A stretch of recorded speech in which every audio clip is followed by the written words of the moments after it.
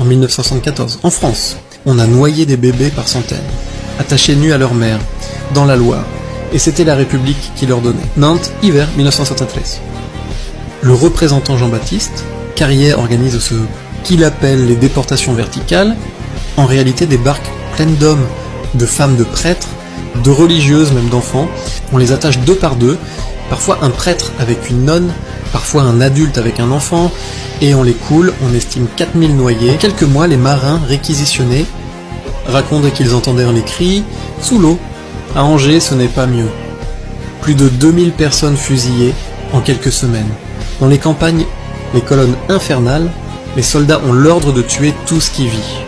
Ils percent les ventres des femmes enceintes. Ils empalent les enfants sur des baïonnettes. Des villages entiers, comme les Lucs sur Boulogne, sont rasés le 28 février 1714. Près de 600 habitants, dont 110 enfants de moins de 7 ans, sont massacrés. Et attention, ce n'est pas une exagération d'ennemis royalistes, ce sont des ordres écrits de généraux révolutionnaires, comme Turreau détruisait la Vendée. Incendier tout, tuer tout, hommes, femmes, enfants, résultat, entre 170 000 et 200 000 morts, en seulement 3 ans, et pourtant on en parle à peine, parce que ça brise l'image de la Révolution française comme âge d'or des droits de l'homme.